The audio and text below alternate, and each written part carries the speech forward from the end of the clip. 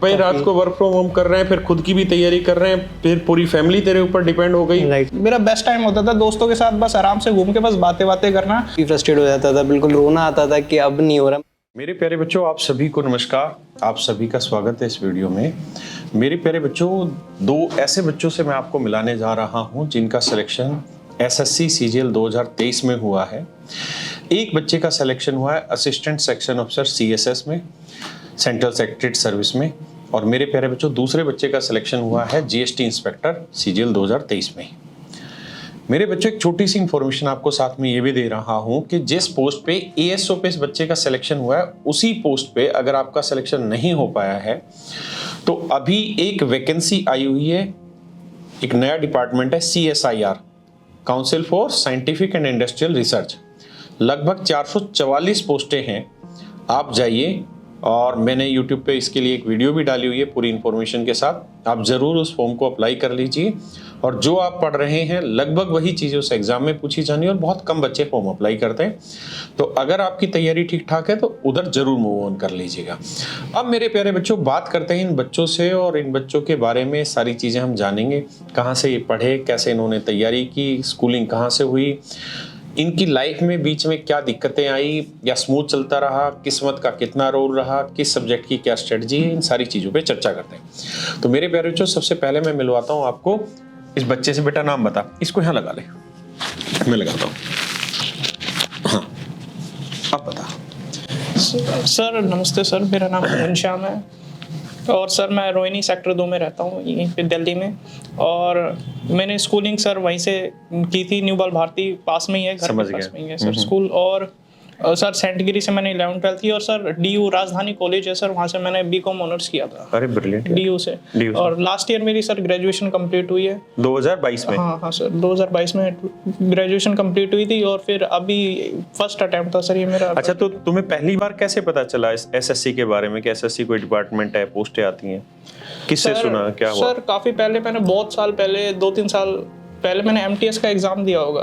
अच्छा, SSC MTS का। हाँ। तो सर उस टाइम मैं बस ऐसे ही चला गया था देने के लिए, कोई प्रिपरेशन वगैरह नहीं थी, बस नॉर्मली। सबसे पहले, उससे भी पहले सर मैंने दिल्ली पुलिस का एग्जाम दिया था बहुत पहले। अच्छा। बस ऐसे ही चला गया था, मेरे भाई ने बताया था, मेरे मामा का लड़का कजन, उन्होंने बताया था मेरे को, तो ऐसे ऐसे गवर्नमेंट जॉब होती है। तो वहीं से सर फिर मैंने ग्रेजुएशन कंप्लीट करके लास्ट ईयर मैंने अगस्त से, 1 अगस्त से सर मैंने प्रॉपर प्रिपरेशन स्टार्ट की थी लास्ट ईयर। समझ गए, यानी अगस्त से तूने प्रिपरेशन स्टार्ट की, और इस साल लगभग अगस्त में तेरे को लगभग रिजल्ट मिल गया था एग्जाम का ना, तो 1 साल की तैयारी में हो गया।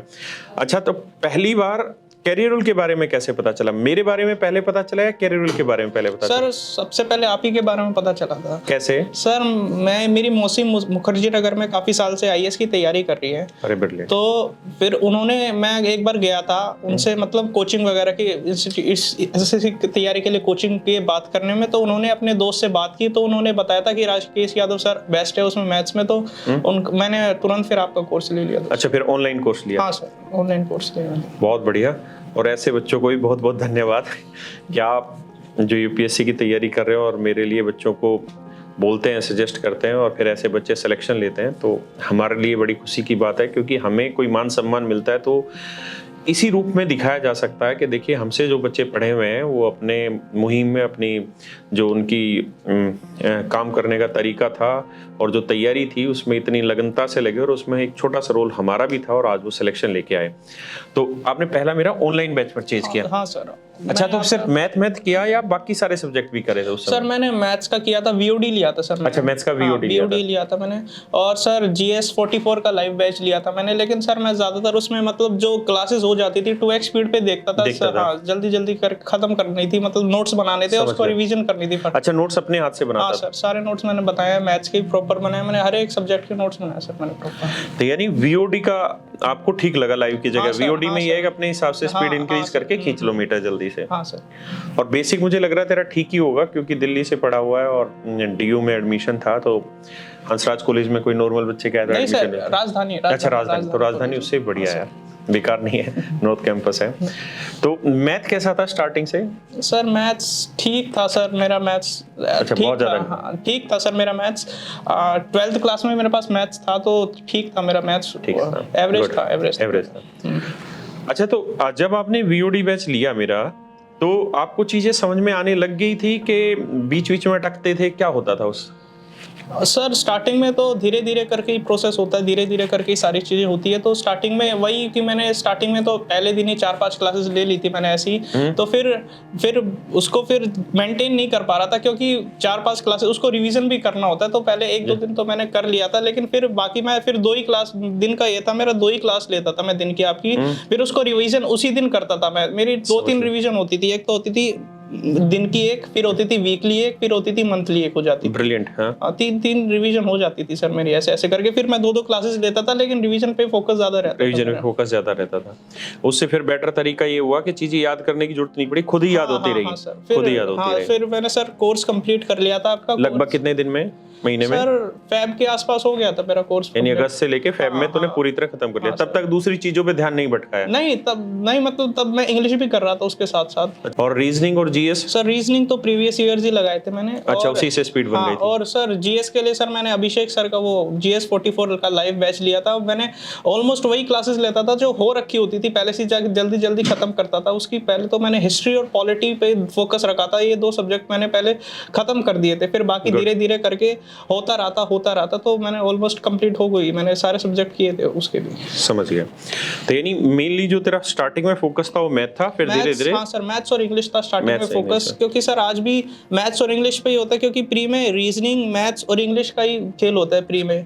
हाँ, जीएस में फिर भी अगर आप 2 सब्जेक्ट भी करके आए तो 3-4 क्वेश्चन आप करंट अफेयर्स के मिला के कर आते, 3-4 क्वेश्चन असेसमेंट बेस पे कर लेते हैं कुछ ना कुछ। लेकिन फिर भी सर जो मेन 3 चीज का मेन गेम होता है इनमें, प्री में तो इनका ही होता है मेन। तो मैंने प्री में इन पे फोकस रखा था, और सर प्री में जब मैंने फोकस किया तो उन पे मेरी काफी अच्छी पकड़ हो चुकी थी। तो फिर मैंने मेंस के लिए मैंने सर इनको थोड़ा वो कम कर दिया था, मैंने 4-5 घंटे जीएस को देना स्टार्ट कर दिया था मेंस में। यानी मेंस में जीएस पे वेटेज बढ़ा दिया और उस पे ज्यादा टाइम इन्वेस्ट करना स्टार्ट कर दिया। और देखो तरीका भी यही है कि आपको थोड़ा कंसिस्टेंटली काम करना होता है और थोड़ा स्मार्टली काम करना होता है। जैसा इस बच्चे ने कहा कि भाई मैंने अगस्त में आपका बैच लिया था वीओडी, और मैंने क्या किया, फरवरी तक मैथ इंग्लिश पे फोकस रखा, रीजनिंग की प्रैक्टिस करता रहा। जीएस हल्का हल्का सा जो पढ़ पाया उतना पढ़ता चला गया। उतने की तैयारी के आधार पे प्री क्लियर हो गया। जैसे ही प्री क्लियर हुआ, मुझे बताना गलत हो तो कहीं, प्री क्लियर हुआ उसके बाद इसने फिर 5-6 घंटे डेली इन्वेस्ट करने स्टार्ट कर दिए। किस पे? जीएस पे। क्योंकि फिर इसको पता था कि मेंस में आप मैथ में, इंग्लिश में, रीजनिंग में एक लेवल तक ही स्कोर इंक्रीज कर सकते हैं, उससे ऊपर आप नहीं जा सकते। तो वहां अगर आपको अच्छी रैंक चाहिए, सिलेक्शन चाहिए एएसओ पोस्ट पे, तो उसके लिए क्या जरूरी है, वहां पे जीएस में अपने वेटेज को बढ़ाएं। तो ऐसा करने से जीएस में फायदा हुआ फिर? हाँ सर, फायदा हुआ सर। अगर मान लो स्टार्टिंग में भी मैंने प्री में 2 से 3 सब्जेक्ट जीएस में कर रखे थे, लेकिन मेरा मेन फोकस जीएस पे नहीं था उस टाइम पे। मेन फोकस मेरा इन्हीं तीनों पे था। मैं ट्राई करता था मॉक्स दिए थे मैंने, तो इनमें भी मेरा फोकस यही रहता था कि फुल मार्क्स इन्हीं में स्कोर हो, कम से कम 1-2 मॉक तो ऐसे जाए कि फुल आ ही जाए एक दिन में, तो तभी जाके एग्जाम के हिसाब से प्रिपरेशन। और जीएस के लिए कौन कौन सी बुक प्रेफर की? सर जीएस मैंने सर वो खाली वही लिया था मैंने, वो प्रीवियस ईयर लिया था। और सर वो जीएस में वही जो रिकॉर्डिंग थी उसके प्रॉपर नोट्स बनाए थे मैंने, उसको मल्टीपल टाइम्स रिवाइज किया था मैंने नोट्स को। समझ गया। यानी जो क्लास नोट्स सर ने पढ़ाए थे जीएस वाले टीचर ने, उसी को रिवाइज किया। हाँ सर। अच्छा, ये हाथ से बनाते थे या जो हम जैसे देते थे उसको लेते? हाथ से बनाने पड़ते थे सर। हाथ से बनाने में अपना मजा आता था सर, मतलब अच्छे से वो होता है कि एक होता है हाथ से लिखो तो अलग ही मजा होता है उस चीज का। और लिखते लिखते बहुत सारी चीजें सीख भी रहे होते हैं, और वो हमारी परमानेंट मेमोरी में भी सेट होता है। और सर कंसंट्रेशन जब तक हाथ चलता है तो हर सेंसेस का कंसंट्रेशन उसी के ऊपर होता है कि हाँ वो। तो ये बात बिल्कुल सही है। आप हर चीज के लिए टीचर पे दारोमदार मत रहिए कि टीचर ही सब कुछ क्लास नोट्स बना के देगा। बहुत बेटर तरीका है, अगर आपके पास थोड़ा भी समय है तो खुद से क्लास नोट्स लिखिए। टीचर्स के द्वारा जो क्लास नोट्स होते हैं उसकी मदद आप ले सकते हैं, या अब एक बेटर तरीका उसमें ये भी है कि जो हम क्लास नोट्स देते हैं उसी में आप कुछ चेंजेस करके वहीं पे अपने हिसाब से लिख सकते हैं। लेकिन ये सब कुछ डिपेंड करता है आपके पास टाइम कितना है। आपके पास 3 ही महीने बाद एग्जाम है या साल भर बाद एग्जाम है, तो दोनों चीजों पर डिपेंड करता है। अच्छा, एक चीज मुझे ये बताना कि जब आप तैयारी कर रहे थे तो इन बिटवीन कोई ऐसा मोमेंट आया जहां आपको लगा कि मेरा सिलेक्शन होगा कि नहीं होगा, छोड़ूं कि कंटिन्यू रखूं, या कॉन्फिडेंस लगातार बूस्ट रहा?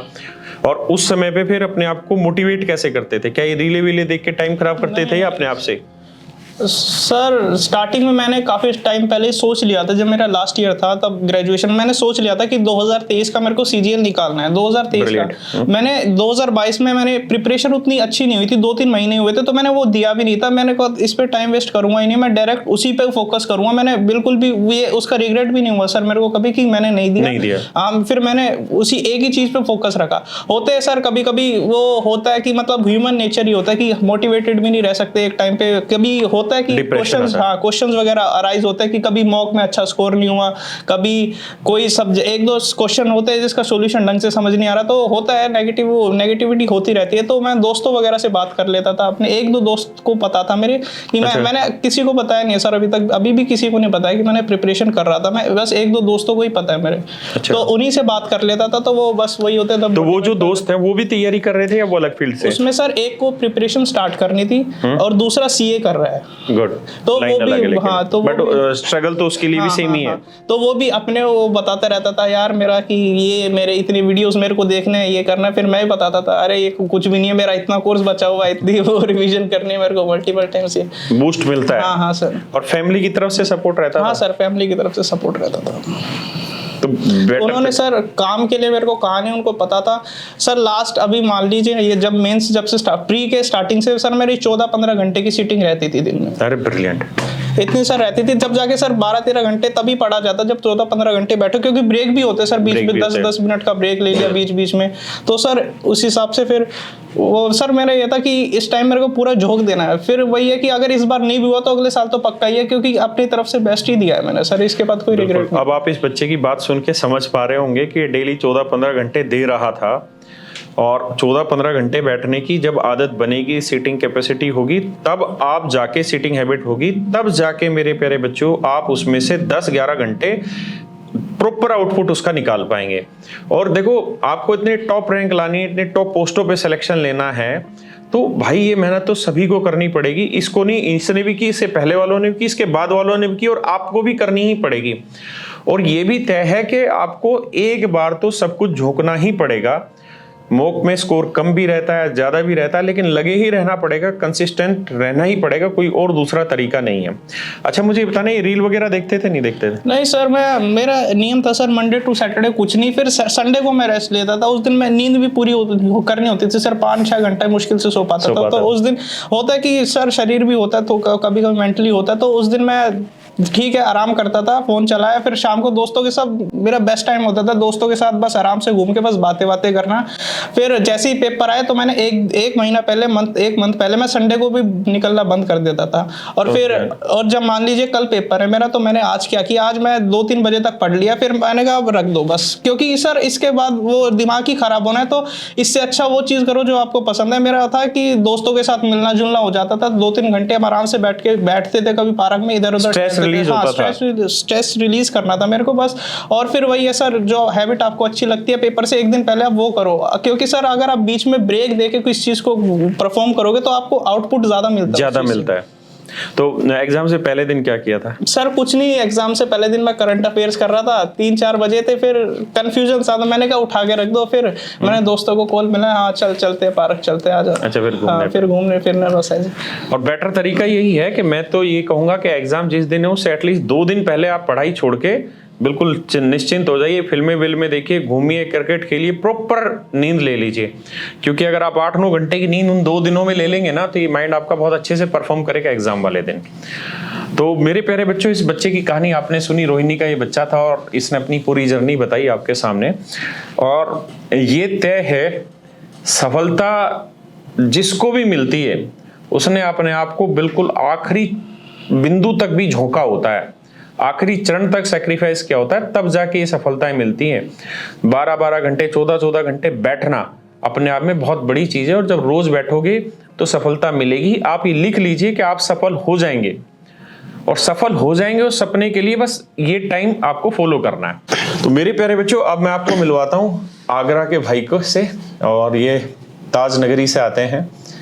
तो अब ये बच्चा आपको सारी चीजें बताएंगे। बेटा एक तो नाम बताना, फिर कहाँ से पढ़े लिखे, जी। ठीक है, और फिर आगे की जर्नी पे मैं बात करता हूँ। बताओ। जी सर, मेरा नाम सूर्यम दुबे है। मैं आगरा का रहने वाला हूँ। स्टार्टिंग 12th आगरा शहर या आगरा के पास? सर प्रॉपर आगरा का ही हूँ। Proper Agra, brilliant. हाँ, सर मेरी 12th तक की schooling Agra saint Andrew school से हुई है। उसके बाद सर ग्रेजुएशन मैंने दिल्ली यूनिवर्सिटी रामजस कॉलेज से की थी। अरे ब्रिलियंट। जी सर। स्ट्रीम क्या थी? सर बीएससी थी, बीएससी। Programme course. ब्रिलियंट। अच्छा, तो एसएससी के बारे में सबसे पहले किसने बताया? सर मेरी कज़न सिस्टर है, वो यहीं पर थी, वो भी ड्यू से ही पढ़ी थी रामजस कॉलेज से ही। अच्छा। तो वो यहाँ पर उस टाइम पर थी जब मैं आया था, तो उनके पास मैं गया था उनके रूम पर, तो उनके रूम पर बुक रखी हुई थी आपकी 7300 वाली। अच्छा, तो 7300 उस वाली पर मैंने आपका नेम देखा था। फिर मैंने आके सर्च किया था, तब पता चला था कि आपके बारे में सबसे पहले वहीं से सुना था मैंने। यानी वो पहली बुक ने मेरा जी, इंट्रोडक्शन कराया जी सर, आपसे। थैंक यू यार, बुक को भी। जी सर। अच्छा, फिर सर उसके बाद फिर मैंने पता किया, दीदी से पूछा, दीदी ने बताया कि ये जॉब्स होती हैं, काफ़ी अच्छे एग्जाम्स होते हैं। फिर मैंने सोच लिया था कि सर इसकी प्रिपरेशन स्टार्ट करूँगा धीरे धीरे। कौन से साल में सोचा है? सर 2019 में। 19 में हमने सोचा कि जी सर। सरकारी नौकरी की तरफ जाना और ये एक बेहतर तरीका होगा। जी सर। और सीरियसली कब लग गए इस चीज के ऊपर कि अब यार करना है तो बस बैठ जाओ? 2021 में सर। 2019 में सोचा था, पर फिर थोड़ा सा सर प्राइवेट में ज़्यादा वो चला गया था। मेरा थोड़ा सा हो गया था कि एमबीए करना है, तो मैं गेट की प्रिपरेशन कर रहा था। Okay, good. बट फिर 2019 में दिवाली के टाइम पर डैडी की तबीयत खराब हो गई, तो उनको थोड़ा सा प्रॉब्लम हो गई। तो उसके बाद फिर मैंने सोचा अगर गेट की प्रिपरेशन करता हूँ तो काफ़ी दूर जाना पड़ेगा, तो फिर मैंने उस वजह से वो छोड़ दिया। फिर मैंने सोचा फादर साहब आए और करते क्या हैं तेरे फादर साहब? सर वो डेयरी थी, मिल्क डेयरी, उसमें टेस्टिंग मैनेजर थे। बट अभी तबीयत खराब हो गई तो तब से छोड़ रखा है अभी तो। और कितने भाई बहन हो? सर एक छोटी सिस्टर। छोटी सिस्टर। जी। तो अब तो पेरेंट्स को पूरी खुशी मिल गई। जी सर, बहुत ना, एक बेहतरीन तरीका जीवन को आगे जीने का उनको मिल गया, एक नई किरण मिल गई। इसके फादर साहब की तबीयत खराब थी, और अब जब एक बेटा है, वो बेटा नौकरी लग जाए तो सामने परिवार की खुशी दिखती है बहुत दूर दूर तक, साफ सुथरा रास्ता दिखाई देता है। जी। और मुझे उम्मीद है कि पेरेंट्स खुश भी बहुत होंगे। जी सर, बहुत खुश हैं। अच्छा, तो उसके बाद फिर? सर फिर मैंने 2021 में लॉकडाउन के टाइम पर ही फिर मैंने सोचा कोचिंग स्टार्ट करते हैं, तो फिर मैंने आपके ऐप के बारे में पता करा, तो मैंने वहाँ से यूट्यूब से या कैसे पता चला? सर पहले यूट्यूब पे आपकी परसेंटेज की एक वीडियो पड़ी है 5-6 घंटे की, मैंने उससे पढ़ा था सर। वो सर कुछ अलग ही था सर। अच्छा, उसके बाद मैंने सोच लिया था सर कहीं नहीं जाना है, बस यहीं पढ़ना है। वो सर बहुत अच्छे से समझाया था आपने। तो सर उसके बाद फिर मैंने बैच परचेज किया था आपका 21 में। फिर मैंने जयदीप सर का इंग्लिश का लिया था। और इंग्लिश जयदीप सर से? जी सर। और सर जीएस का लिया था अभिषेक सर एंड टीम का। तो फिर वहाँ से रीजनिंग सर सेल्फ की थी, और थोड़ा बहुत वीडियोस देख लेता था यूट्यूब। जहाँ छोटे मोटे कॉन्सेप्ट में दिक्कत आए वो वहाँ पे देख ले। जी। और इंग्लिश जयदीप सर से पढ़ा था? तो इंग्लिश जयदीप सर का इंग्लिश प्रैक्टिस बैच लिया था या प्रॉपर इंग्लिश? प्रॉपर बैच लिया था, बेसिक वाला। Yes sir. तो एक साथ सारे बैच लिए थे या? सर एक साथ लिए थे। अच्छा। और टाइम टू टाइम करता रहा था। 2-2 घंटे डेली डिवाइड कर रखे थे पर सब्जेक्ट मैथ इंग्लिश। जी सर। नोट्स बनाता था, हर एक के सारे नोट्स प्रॉपर बनाए हुए थे। तो सर 2021 में बनाए थे वही, फिर मैंने 22 में बैच नहीं लिया था, उसी को दोबारा उन्हीं नोट से रिवाइज करते। जी सर। तो लगभग कितने टाइम में तेरी तैयारी ऐसी हो गई थी कि हाँ मैंने जो क्लास में पढ़ा उसको मोटा मोटे तरीके से समेट लिया, समझ में आ गया? 6 to 7 months। 6 to 7 मंथ में वो सारी चीजें आ गई? जी सर।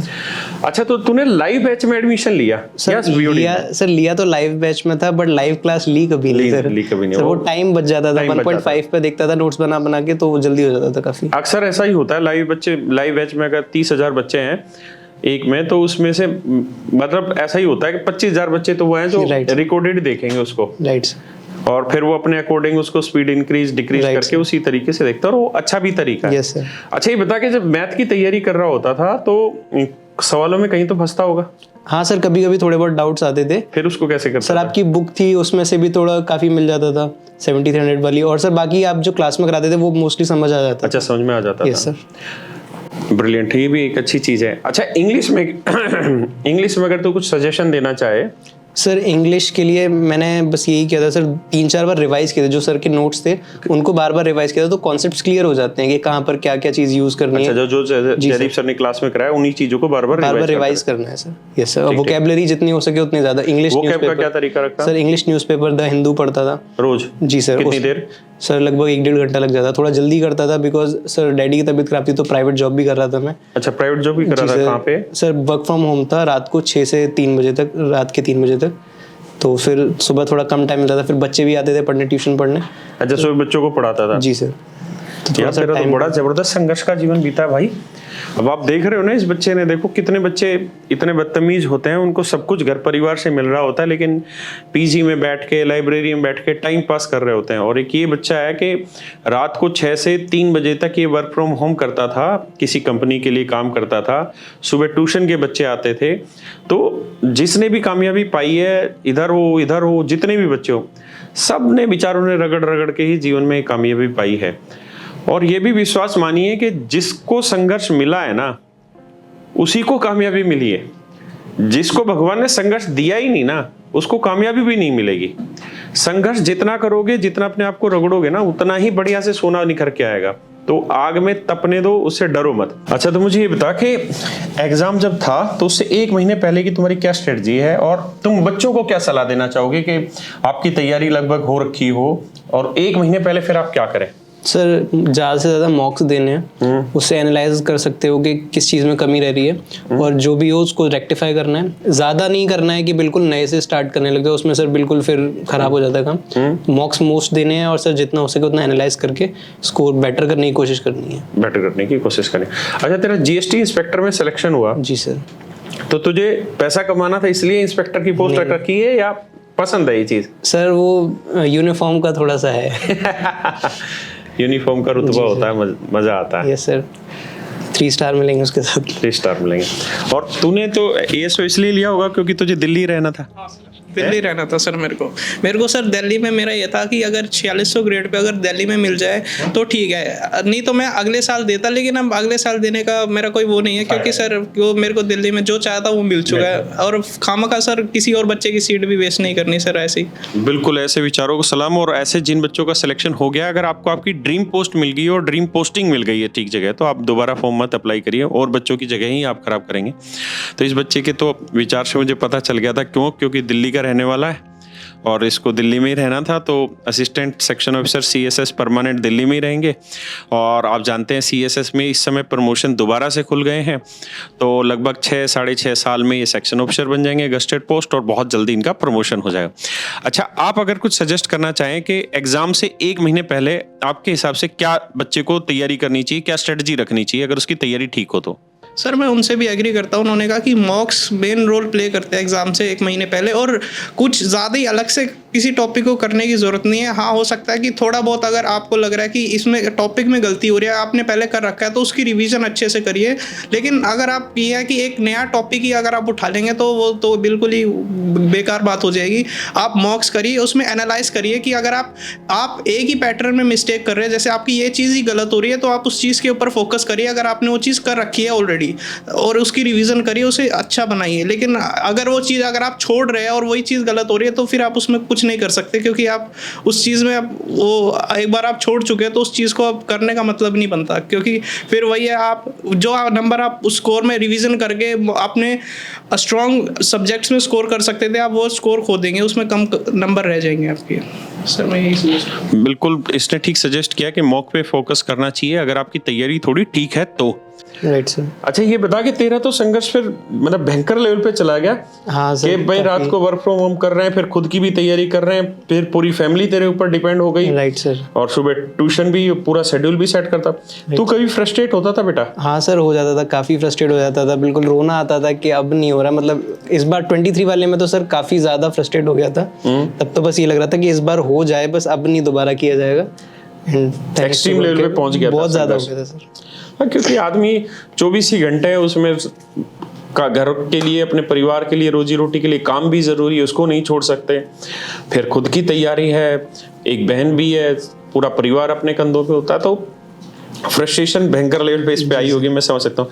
तो उससे फिर निकलता कैसे था? सर कुछ नहीं, मैं घर वालों से बात करता था, माँ डैडी के पास रात में जाके लेट जाता था। जब भी टाइम मिलता था तो ब्रेक लगाकर ऑफिस का माँ डैडी के पास जाके लेट जाता था, उन लोगों से बात करता था, थोड़ा फन करता था, तो मूड फ्रेश हो जाता था उससे मोटिवेशन बस यही मिलती थी कि जो कुछ करना है उन लोगों के लिए करना है, उन लोगों की लाइफ और बेटर बनानी है, तो उसके लिए करना है बस।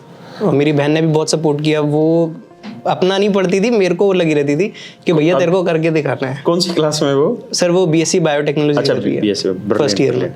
हाँ, तो इतनी मैच्योर है, समझदार है। भगवान करे वो भी जो मन चाहा उसको मिले, सरकारी नौकरी, प्राइवेट जो भी वो चाहती है। और ऐसे बच्चे जो इतने संघर्ष के साथ जीते हैं, ऐसे बच्चों को हमारा सैल्यूट है। और इनके जीवन में हमारा तो क्या ही रोल होगा जितना इनका है। अगर मैं कहूँ 100 में से बात करूँ तो 100 में से 99.9999 तक तो इन्हीं की मेहनत है, बाकी इनके पेरेंट्स का आशीर्वाद। और हम तो कहीं बहुत दूर जाके किसी एक कोने में आते हैं, क्योंकि इतना संघर्ष एक्सट्रीम है यार। ये तो जैसे फिल्मी कहानियां नहीं होती हैं, ऐसे एक नहीं है, ऐसे 50 बच्चे हैं जो इतने संघर्षों से निकल रहे हैं और तुम्हारे जैसे बच्चों को ये राह दे रहे हैं। बस आप जब भी डिप्रेस हो तो इस बात को जरूर ध्यान रखिए कि बहुत सारे आप जैसे उठे हैं, निकले हैं, जीवन में चमके हैं और एक नया मुकाम हासिल किया है। और आप जैसों के लिए एक रास्ता दिखाया, आपको बस उस रास्ते पे चलना है, मेहनत करते रहना है।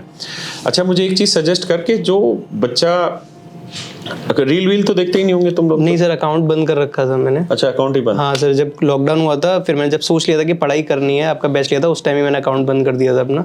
फिर मैंने सर दिवाली के टाइम पे फोटोज वगैरह डालने के बीच में 1-2 दिन के लिए खोला, फिर बंद कर दिया।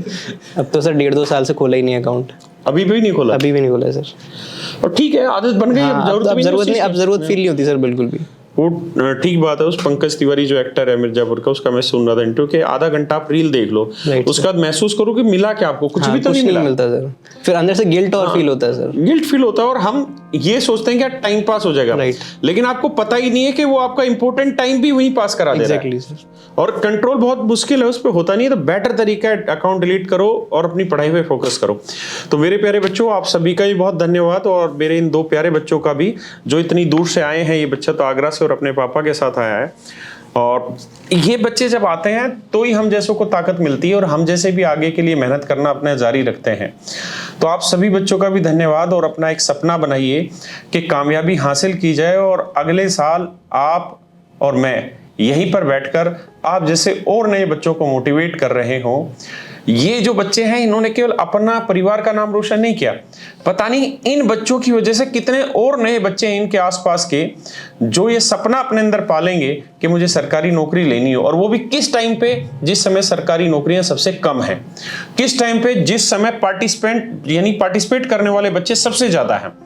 यानी आज के टाइम में भारत में सबसे ज्यादा बच्चे तैयारी कर रहे हैं सरकारी नौकरी की, और इस समय सरकारी नौकरियां सबसे कम है। यानी आप समझ रहे हैं ना, सप्लाई सबसे ज्यादा, डिमांड बिल्कुल कम है, या उल्टा समझिए। तो उस मुकाम पे इनको हासिल, मतलब कामयाबी हासिल करना अपने आप में बहुत बड़ी चीज है। तो इन बच्चों का धन्यवाद और आप सभी का धन्यवाद। Thank you very much.